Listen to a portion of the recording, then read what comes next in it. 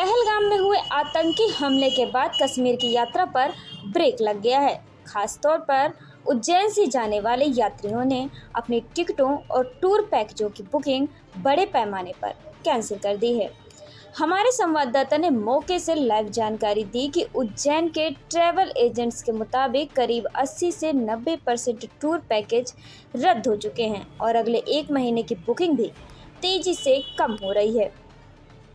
Clear trip, make माई trip और ease माई trip जैसी एजेंसियों ने यात्रियों को मुफ्त तारीख बदलने और कैंसिलेशन शुल्क में राहत दी है। ट्रैवल ऑपरेटर्स का कहना है कि इस घटना से पर्यटन उद्योग को गंभीर झटका लगा है। लोग सुरक्षा चिंताओं के चलते कश्मीर से दूरी बना रहे हैं।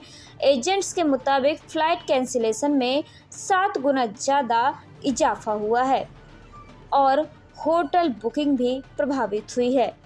वहीं एयरलाइंस ने श्रीनगर रूट पर अतिरिक्त उड़ानें शुरू की हैं और कैंसिलेशन या रीशेड्यूलिंग पर कोई शुल्क नहीं लिया जा रहा। जाने के लिए मना कर ही रहे हैं। अभी एज ऑफ नाउ तो कोई भी वहाँ पर जाना नहीं चाह रहा है और जिन लोगों ने प्लान बनाया था उन्होंने भी अपने प्लान वहाँ के कैंसिल करके अपने आप को डाइवर्ट करा है। कैंसिल करने के बाद लोगों को ये फ़ायदा हो रहा है कि उनको कैंसिलेशन का कोई खर्चा नहीं आ रहा है। तो जिन्होंने फ़्लाइट बुक करी तो एयरलाइन ने भी, क्योंकि ये मुश्किल समय है तो एयरलाइन ने भी उनको फुल रिफ़ंड देने के लिए अपडेट किया है। और ये जो होटल है कश्मीर के और ट्रांसपोर्टर्स हैं वो भी सपोर्ट कर रहे हैं और वो भी फुल रिफ़ंड देने की बात कर रहे हैं। तो कैंसिलेशन होने पर कम से कम लोगों का नुकसान नहीं हो रहा है और सब तरह से जो जिस तरह की घटना हुई है उस घटना के कारण कश्मीर का आगे तो नुकसान हो ही रहा है, बट एज ऑफ नाउ जो लोगों का नुकसान होने वाला था वो एज ऑफ नाउ तो नहीं हुआ, क्योंकि कैंसिल करने पर उनको रिफंड मिल रहा है।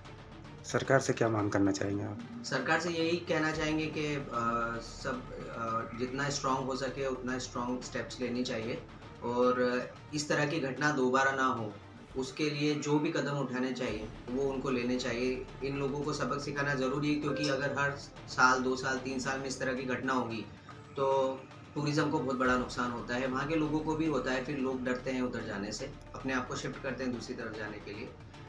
इंडिया टूरिज़्म को भी नुकसान होता है, हमारे डोमेस्टिक टूरिज़्म को भी नुकसान होता है, क्योंकि फिर लोग इंडिया में घूमने के बजाय बाहर घूमना, अपने आप को बाहर के लिए शिफ्ट कर लेते हैं।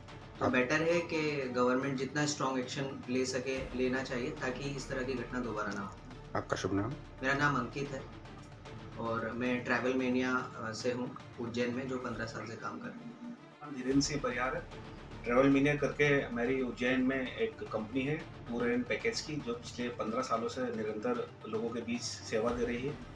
अभी जो हाल ही में परसों के दिन जो एक घटनाक्रम घटा है कश्मीर में, जो आतंकवादियों अलगाववादियों ने जो एक टूरिस्ट पर हमला किया है, उससे हमारी ट्रैवल इंडस्ट्री सबसे पहले ग्रसित हुई है।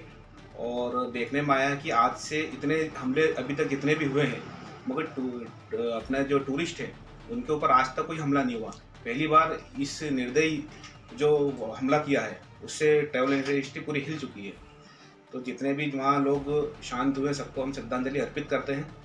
और रही बात हमारे नुकसान की, तो नुकसान तो पूरे ट्रैवल ट्रेड को हुआ है, चाहे वो उज्जैन में बैठा हो, इंदौर में बैठा हो या पूरे इंडिया में कहीं भी बैठा हो, उसको भी नुकसान हुआ है। साथ ही कश्मीर में जो लोकल जो लोग हैं, जो होटल चला रहे हैं, जो छोटी सी दुकान चला रहे हैं, जो खच्चर टाइप के जो चलाते हैं, वो जो छोटी छोटी सेवाएं दे रहे हैं, चाहे वो व्हीकल वाला हो, सबका नुकसान हो। कल से 2-3 बार हमारे पास कॉल भी उनके अलग अलग तरीके से आए हैं, तो सब नुकसान हुआ है।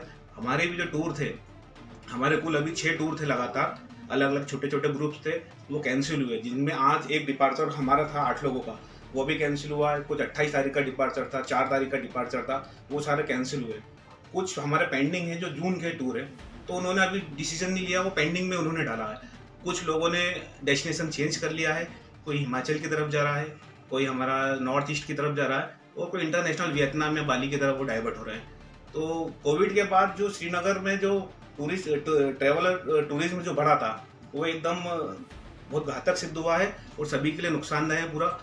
पूरा जो बिजनेस है पूरा ठप हो गया वहाँ के लोगों के लिए। सरकार से क्या मांग करना चाहेंगे? सरकार से ये मांग करना चाहिए, कड़ी से कड़ी कार्रवाई करना चाहिए कि पूरा देश मोदी जी की तरह अमित शाह की तरफ देख रहा है और कड़ी से कड़ी सजा मिलनी चाहिए।